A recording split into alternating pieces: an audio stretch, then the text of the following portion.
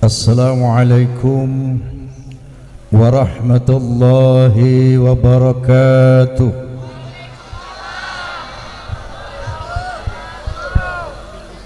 Bismillahirrahmanirrahim.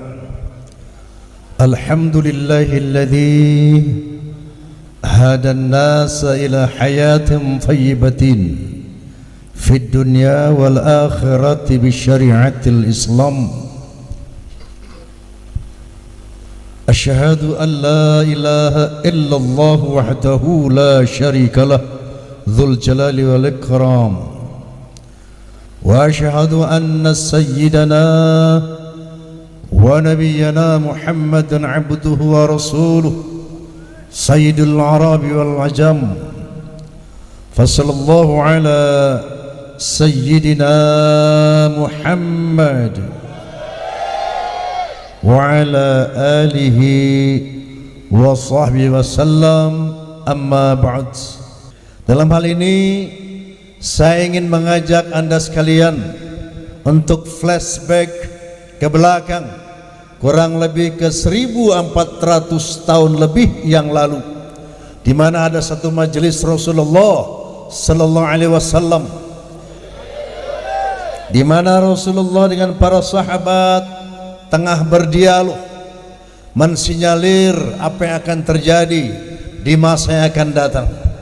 Qala Nabi sallallahu alaihi wasallam, yushaku an tada'a alaikumul umam kama tada'al akalatu ala qas'atiha.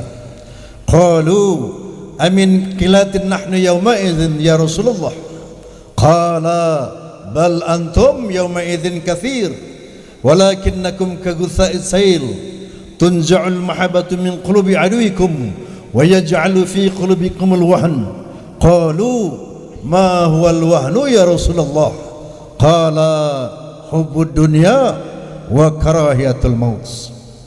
Nabi sallallahu alaihi wasallam bersabda, yushaku an tada'a alaikumul umam kama tada'al akalatu ala qas'atiha. Akan datang satu zaman di mana negara-negara, di mana bangsa-bangsa di dunia nyaris mengeroyok umat Islam seperti orang-orang kelaparan mengeroyok hidangan di atas meja. Qalu amin qilatin nahnu yawma idzin ya Rasulullah. Para sahabat bertanya, apakah kita saat itu sedikit ya Rasulullah? Qala bal antum yawma idzin katsir. Kata Nabi sallallahu alaihi wasallam, bahkan saat itu jumlah kamu besar, kamu banyak. Walakinnakum kagutha'is sail, tapi banyaknya kamu seperti buih di lautan. Tunza'ul mahabbatu min qulubi aduikum, maka tercabutlah rasa respek, rasa hormat dari musuh-musuhmu. Wa yaj'alu fi qulubikumul wahn, dan terjadilah di dalam dadamu sebuah penyakit yang namanya penyakit wahan.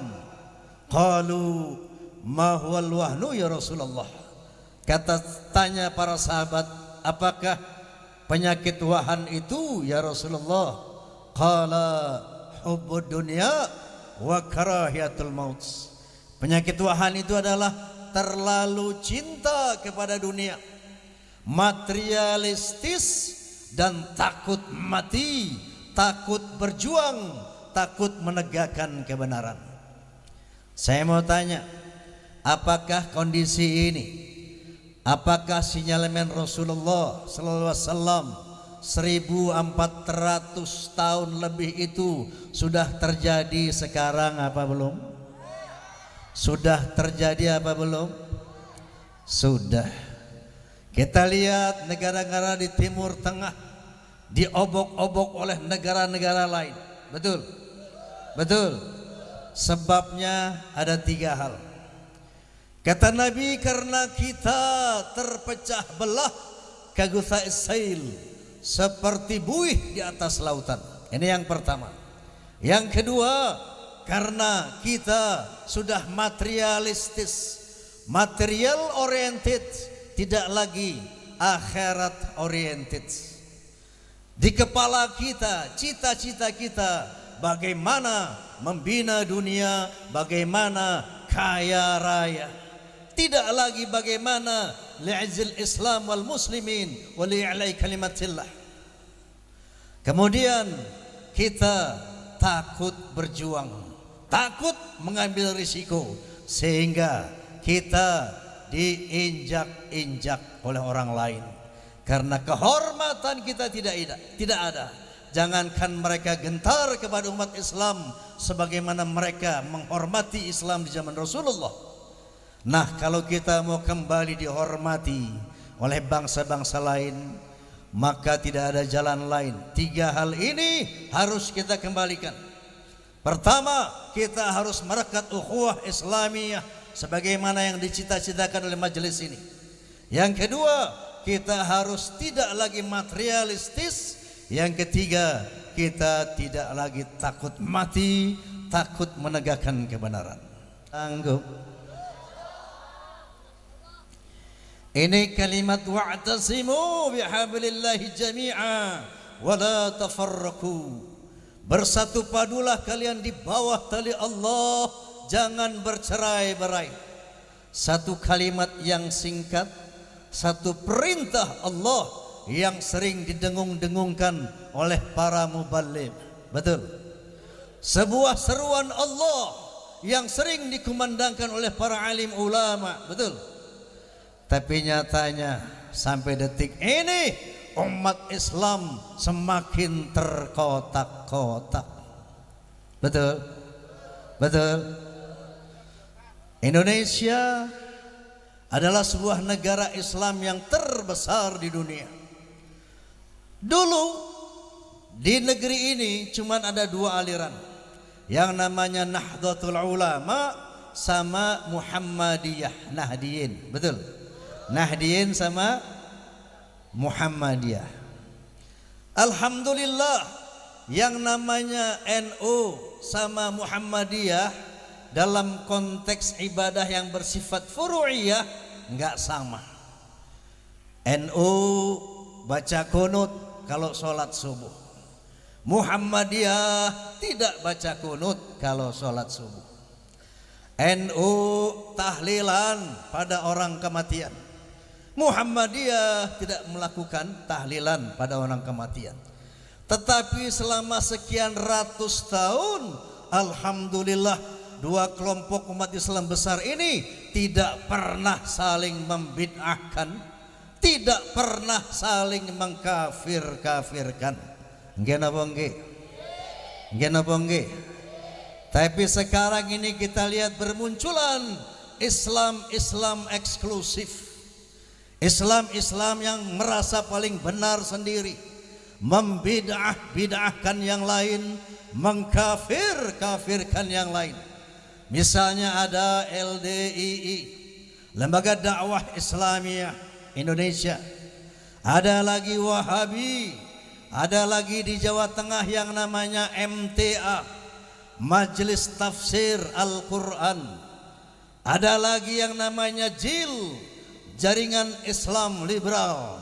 Saling merasa paling benar sendiri, membid'ahkan yang lain, mengkafir-kafirkan yang lain, sehingga kita terkotak-kotak, terpecah-pecah. Inna lillahi wa inna ilaihi raji'un.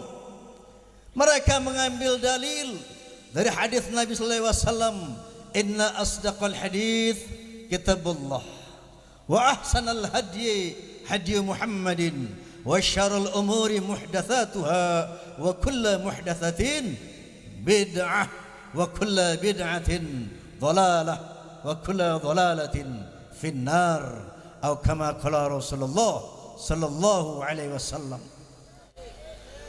Mereka menyandarkan pada hadis ini yang artinya inna asdaqal hadithi kitabullah, sesungguhnya sebenar-benar keterangan adalah kitabullah, yaitu Al-Quranul Karim.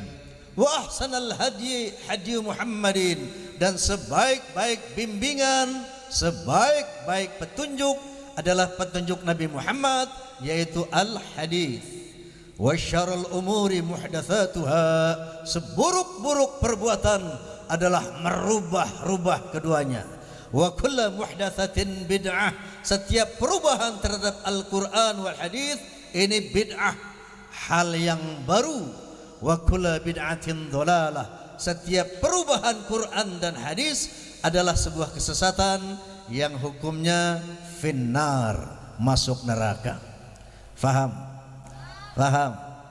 Kalau kita teliti hadis ini, enggak ada kaitannya sama tahlil, enggak ada kaitannya sama maulidan. Yang dimaksud Rasulullah, barang siapa yang merubah-rubah Al-Quran wal hadis, maka itu bid'ah dhalalah finnar, itu hal baru yang sesat, dihukumkan masuk neraka. Contohnya mana? Ahmadiyah. Mereka merubah-rubah Al-Quran, merubah-rubah hadis. Contoh yang mereka rubah apa? Misalnya sebuah ayat yang berbunyi, "Ma kana Muhammadun aba ahadin min rijalikum walakin Rasulullah wa khataman nabi." Muhammad itu bukan bapak dari anak-anak kalian, tetapi Muhammad itu adalah Rasulullah dan khataman nabi, dan nabi penutup. Ahmadiyah merubah ini. Nabi Muhammad bukan nabi penutup, tapi ada nabi baru setelah Muhammad, namanya Mirza Ghulam Ahmad. Merubah Quran apa tidak? Merubah Quran apa tidak? Dan mereka juga merubah hadis. Qala Nabi sallallahu alaihi wasallam, la nabiyya ba'di, tidak ada nabi setelah aku. Tapi mereka mengatakan ada nabi setelah kamu, yaitu Mirza Ghulam Ahmad. Merubah hadis apa tidak? Ini kira-kira contoh soal. Makanya Ahmadiyah di seluruh dunia itu sudah dilarang, di seluruh dunia. Cuman di Indonesia saja kok masih boleh eksis. Kenapa enggak? Masuk Mekah saja sudah dilarang oleh pemerintah Saudi Arabia. Kok di sini masih eksis? Inna lillahi wa inna ilaihi raji'un. Nah, lalu apa itu tahlil? Apa itu maulid? Ini adalah ijtihad. Tahu ijtihad? Inisiatif positif. Yang namanya maulid itu ijtihad panglima perang yang ulama yang bernama Salahuddin Al-Ayyubi. Ketika itu ada perang salib, maka terjadi turunnya semangat umat Islam. Maka Salahuddin Al-Ayyubi sang jenderal berijtihad, berinisiatif untuk membangkitkan semangat juang umat Islam. Maka diadakanlah peringatan hari kelahiran Nabi Sallallahu Alaihi Wasallam. Dengan memperingati Nabi diharapkan umat Islam saat itu bisa seakan-akan Rasulullah hadir kembali. Rasulullah kembali memberikan ruhul jihad, semangat berjuang, dan alhamdulillah itu berhasil. Ijtihad. Ya.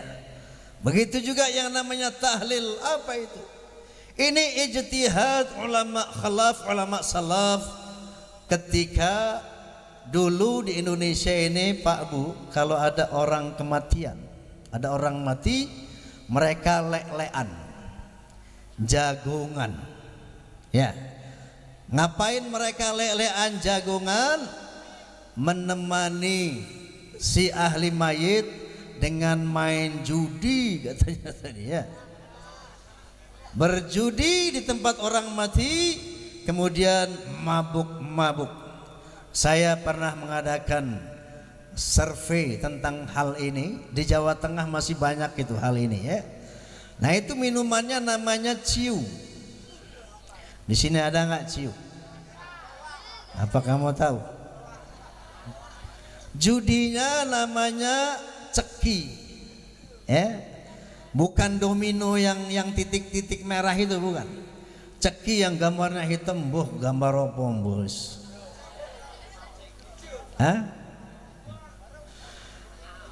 Judinya ceki, minumnya ciu, dengan tujuan menghibur ahli mayit supaya terhibur. Nanti dari hasil judi itu sebagian diberikan kepada ahli mayit. Ini yang dikonversi oleh ulama salaf. Ini yang dirubah oleh Wali Songo dari bid'ah dhalalah menjadi bid'ah hasanah. Itu yang namanya Rasulullah kalau ada orang kematian enggak kumpul-kumpul main judi, kenapa enggak? Jadi kalau ada orang kumpul-kumpul main judi, mabuk-mabukan di tempat orang mati, namanya bid'ah. Betul? Bid'ah itu hal yang baru yang tidak dilakukan oleh Nabi, tapi bid'ahnya sayyi'ah, bid'ah yang buruk. Betul? Begitu juga Nabi tempat orang meninggal enggak mengadakan tahlilan. Faham? Tapi itu tahlilnya itu bid'ah, tapi bid'ahnya hasanah. Hal baru tapi positif. Ini yang namanya ijtihad. Yang kata Nabi, man sanna sunnatan hasanatan falahu ajruha wa ajru man amila biha. Barang siapa yang melakukan sunnah-sunnah yang positif, maka mereka akan mendapat pahalanya dan mendapat pahala dari orang-orang yang mengikutinya. Faham? Faham? Boleh kalau tak ngombe sih. Ijtihad ini dianjurkan oleh Rasulullah. Ijtihad itu penting untuk mengatasi situasi dan kondisi yang tidak terjadi di zaman Nabi. Contoh, dulu Rasulullah SAW pernah mengutus Muaz bin Jabal pergi ke Yaman untuk membenahi Islam yang baru tumbuh di sana. Maka Nabi bertanya kepada Muaz, "Ya Muaz, idza aradalaka qada'un fa bima taqdi?" Qala aqdi bi kitabillah. Qala fa in lam tajid? Qala fa bi sunnati Rasulillah. Qala fa in lam tajid? Qala ajtahidu ra'yi wala alu. Qala alhamdulillahilladzi waffaqa Rasulillah ila ma yuhibbullahu wa rasuluh. Kata Nabi sallallahu alaihi wasallam, "Hai Muaz, kalau kamu mendapatkan masalah di Yaman, dengan apa akan kamu hadapi? Dengan apa kamu akan atasi masalah itu?" Kata Muaz, "Aku akan atasi masalah itu ya Rasulullah dengan kitabillah, dengan Al-Quranul Karim. Tapi kalau hal itu tidak ada dalam Al-Quran," kata Muaz bin Jabal, "aku akan atasi itu ya Rasulullah dengan sunnah Rasul." Lalu kata Nabi, "Seandainya kamu tidak dapati hal itu dalam sunnah Rasul," kata Muaz bin Jabal, "ajtahidu ra'yi wala alu." Aku akan berijtihad, aku akan berinisiatif tanpa berlebihan. Kala Nabi, "Alhamdulillahilladzi waffaqa Rasulillah." Segala puji bagi Allah yang telah memberikan bimbingan kepada utusan Rasulullah yang menyenangkan Allah dan Rasulnya. Faham? Faham? Jadi ijtihad ini dianjurkan, dibenarkan oleh Rasulullah sallallahu alaihi wasallam. Nah, memang kita lihat Islam ini ada sinyalemen dari Rasulullah, "Sataftariku ummati ala 73 firqah, kulluhum finnar illa wahidatan fil jannah wa hum ahlu sunnah wal jamaah." Nanti umatku akan terpecah menjadi 73 rumpun. Semuanya masuk neraka illa wahidatan fil jannah, cuman satu kelompok yang masuk surga, wahum ahlu sunnah wal jamaah. Mereka adalah ahli sunnah wal jamaah. Sementara di dalam dunia Islam kita lihat sekarang berbagai macam kelompok, berbagai macam pendapat, mazhab. Paling tidak ada 4 mazhab besar. Ada mazhab Hanafi, ada mazhab Maliki, mazhab Syafi'i, mazhab Hambali. Yang mana yang ahlu sunnah? Yang mana yang ahlu sunnah? Syafi'i. Berarti yang 3 bukan ahlu sunnah.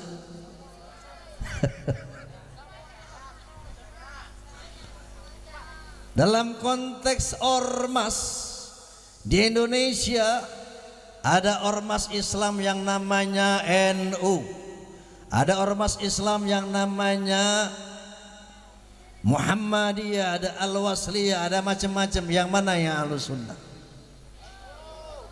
NU. Muhammadiyah bukan ahlu sunnah? Masuk neraka? Di Indonesia ada banyak partai Islam. Ada P3, kemudian ada lagi PAN, ada lagi PKB, ada lagi yang mana yang ahlu sunnah? P3. Oke, siapa ahlu sunnah wal jamaah? Paling tidak yang rukun imannya 6, rukun Islamnya 5. Paham? Qala Nabi sallallahu alaihi wasallam, buniyal Islamu ala khamsin, syahadati an la ilaha illallah Muhammadar Rasulullah, wa iqamis salah, wa ita'iz zakah, wa shaumi Ramadan, wa hajjil bait ila baitillahil haram.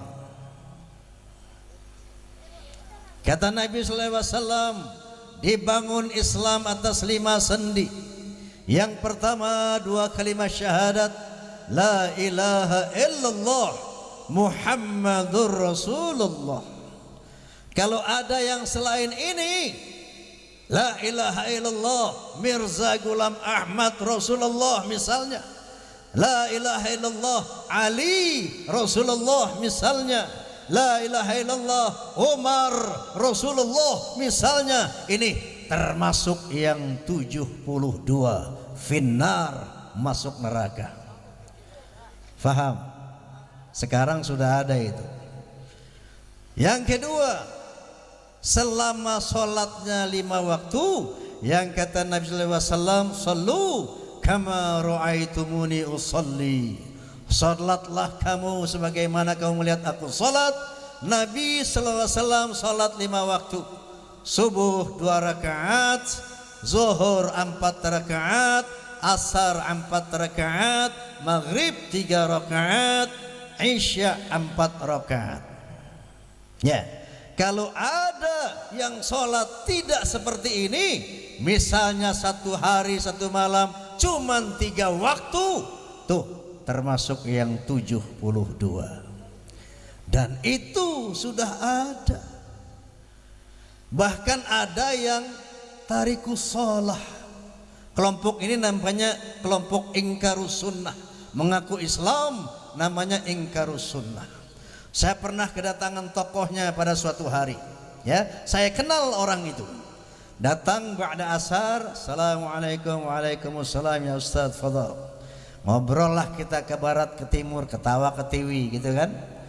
Enggak lama azan maghrib berkumandang, Allahu akbar, Allahu akbar.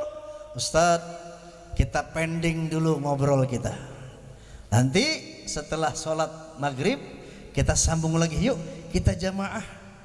Apa dibilang? Oh, Bang Haji masih sholat.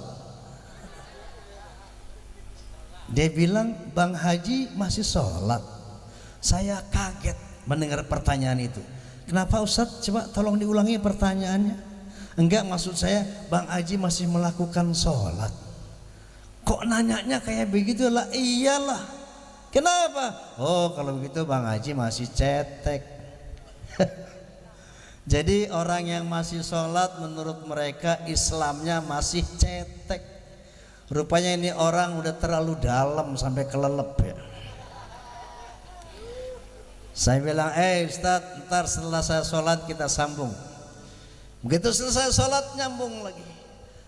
Tadinya saya bilang Ustaz, hari ini nggak saya panggil Ustaz lagi. Kamu bilang tadi orang sholat itu Islamnya masih dangkal. Memang apakah kamu sudah tidak sholat sebagai umat Islam? Oh, udah nggak perlu lagi. Seandainya kita selalu zikrullah. Dalilmu apa? Memang Bang Haji nggak baca Quran. Di Quran ada dikatakan aqimis salata lidzikri, tegakkanlah salat untuk berzikir kepadaku. Aqimis salata lidzikri, tegakkan salat untuk mengingat aku. Lalu ya, jadi kalau kita sudah selalu berzikir sama Allah, kalau kita sudah selalu ingat kepada Allah, buat apa lagi salat? Muke lo jauh. Tahu muke lo jauh. Saya bilang, apakah zikirmu kepada Allah lebih hebat daripada zikir Nabi Muhammad? Apakah keingatanmu kepada Allah lebih hebat dari keingatan Nabi Muhammad? Yang namanya Nabi Muhammad SAW zikrullah dengan akalnya, dengan matanya, dengan telinganya, dengan lisannya, dengan darahnya, dengan denyut jantungnya. Bahkan ketika beliau tidur, hatinya tetap melek. Zikrullah nggak pernah putus seumur hidup. Itu pun di samping beliau sholat 5 waktu, sholat sunat sampai bengkak-bengkak kakinya. Betul? Betul? Ini hati-hati, sekarang sudah ada aliran ingkarus sunnah, nggak pakai sholat. Dalilnya tadi. Yang ketiga keempat. Ketiga, ada sekarang umat Islam yang puasa di Jawa Timur. Saya pernah menemukan puasa fil awal wa fil akhir. Puasa gendang katanya. Awal Ramadan dia puasa hari pertama, selanjutnya merdeka nggak puasa. Ini bisa kita lihat di kota-kota di Jawa Timur, ada kelompok kayak begini. Sama nanti mau malam takbir terakhir dia puasa lagi. Ini termasuk yang 72 finnar. Yang keempat, ada lagi yang naik haji. Kalau di Jawa Tengah, naik munggah haji nggak usah naik Mekah, itu mahal. Aduh, nang kene ae ning Gunung Kawi. Gunung Kawi Jawa Timur. Wukuf di Gunung Kawi, tawaf di Gunung Kawi, sama pahalanya dengan haji. Ada juga di Sulawesi Selatan. Di situ ada kelompok yang mengaku Islam. Kalau naik haji nggak usah jauh-jauh ke Makkah, Madinah, cukup di sini di Gunung Bawakaraeng. Wukuf di Gunung Bawakaraeng, tawaf di Gunung Bawakaraeng, pahalanya sama dengan naik haji. Tuh termasuk yang 72. Faham? Jadi selama syahadatnya la ilaha illallah Muhammadur Rasulullah, selama salatnya 5 waktu, selama zakatnya 2,5%, selama puasa Ramadannya dari awal sampai akhir, selama hajinya ke Makkah Madinah, mau itu madhab Syafi'i, Hambali, Maliki, Hanafi, insya Allah itu ahlu sunnah wal jamaah. Mau yang namanya ormasnya NU, mau yang namanya ormasnya Muhammadiyah, Al-Wasliyah, insya Allah itu ahlu sunnah wal jamaah. Rakat ukhuwah Islamiyah. Jangan yang namanya perbedaan yang inprinsipil, perbedaan yang bersifat furu'iyah, ini dibesar-besarkan.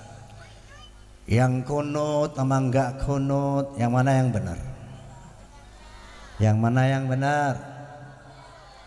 Yang enggak kunut benar, karena Nabi juga pernah enggak kunut. Ya, yang baca kunut, lebih benar lagi, pahalanya besar, betul. Tarawih, yang satu 11, yang satu 23, yang mana yang benar? Yang 11 benar, yang 23 lebih benar lagi, pahalanya lebih besar. Yang enggak benar, sing ora tarawih. Kenapa nggih? Nah, jadi mari kita seru saudara-saudara kita, entah itu LDII, entah itu MTA, entah itu Wahabi, entah itu apapun, yuk hentikan membid'ah-bid'ahkan saudaramu, hentikan mengkafir-kafirkan saudaramu. Inna lillahi wa inna ilaihi rajiun. Masa orang sholat 5 waktu, naik haji, puasa dibilang kafir? Betul? Kriteria kafir kan jelas. Yang menyembah selain Allah kafir. Yang tidak mengakui para nabi kafir. Yang mengingkari kitab-kitab suci kafir. Dalam konteks beragama cuma ada 2 kemungkinan, kafir dan Islam. Apa itu kafir? Kafir artinya ingkar. Kafir itu bahasa Quran, bahasa Arab artinya ingkar. Islam itu bahasa Quran artinya amanna billah wa ma unzila alaina wa ma unzila ala Ibrahim wa Ismail wa Ishaq wa Yaqub wa asbat wa ma utiya Musa wa Isa wan nabiyyuna min rabbihim la nufarriqu baina ahadin minhum wa nahnu lahu muslimun. Ini orang Islam. Orang Islam adalah orang yang beriman kepada Allah, yang beriman kepada apa yang diturunkan kepada Nabi Muhammad, yaitu Al-Quran Al-Karim, yang beriman kepada yang diturunkan kepada Nabi Ibrahim, Nabi Ismail, Nabi Ishaq, Nabi Yaqub dan keturunannya.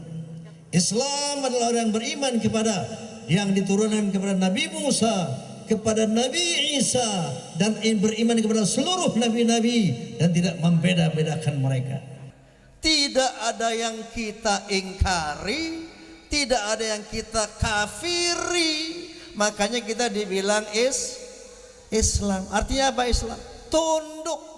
Walahu aslama man fis samawati wal ard. Kepada Allah Islam, tunduk siapa-siapa yang di langit, siapa-siapa yang di bumi. Islam itu orang yang menerima seluruh kitab suci, menerima seluruh malaikat, seluruh nabi, la nufarriqu baina ahadin minhum. Faham? Tidak ada yang kita kafiri, tidak yang kita ingkari, itu Islam. Lalu orang kafir yang mana? Orang kafir ada 2. Ada kafir mutlak, ada kafir kitab, wa kafir rasul. Kafir mutlak itu adalah orang yang tidak percaya sama Allah, tapi percaya sama Tuhan yang lain. Orang yang tidak percaya sama malaikat Allah, tidak percaya sama kitab-kitab suci Allah, tidak percaya kepada nabi-nabi yang diturunkan Allah, ini kafir mutlak. 100% ingkar, 100% kafir.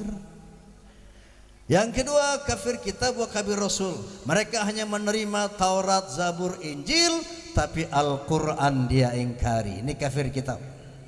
Kafir rasul, mereka menerima seluruh nabi tapi tidak menerima Nabi Muhammad.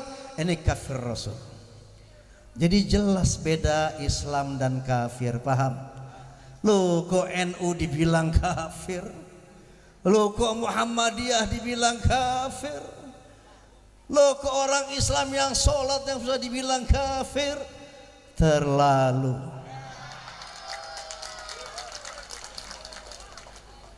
Makanya bilang sama saudara-saudara kita itu, dalam rangka mewujudkan ukhuwah Islamiyah, hentikanlah membid'ah-bid'ahkan saudaramu, hentikanlah mengkafir-kafirkan saudaramu, karena Rasulullah bersabda, "Idza qala ahadukum li akhihi ya kafir, faqad ba'a biha ahadahuma." Seandainya ada seorang muslim mengatakan kepada saudaranya, "Hei kafir," maka kata-kata itu akan kembali kepada satu di antaranya. Maksudnya apa? Kalau yang dibilang bukan orang kafir, maka yang menuduh kafir itulah yang kafir. Faham? Wa'tasimu bihablillahi jami'a wa la tafarraqu. Mari kita laksanakan perintah Allah ini untuk bersatu dengan cara dua hal. Yang pertama, jangan ada arogansi kelompok yang merasa paling benar sendiri. Yang kedua, mari kita menghormati perbedaan-perbedaan khilafiyah yang bersifat furu'iyah, perbedaan yang tidak prinsip. Contohnya tadi, tahlil nggak tahlil, kunut tidak. Yuk kita saling menghormati perbedaan itu, insya Allah ukhuwah Islamiyah bisa kita wujudkan. Amin. Kalau Indonesia ini mampu mewujudkan ukhuwah Islamiyah, maka umat Islam Indonesia akan kuat dan orang lain akan segan untuk mengobok-obok umat Islam. Faham? Kira-kira inilah yang bisa saya sampaikan. Assalamualaikum warahmatullahi wabarakatuh.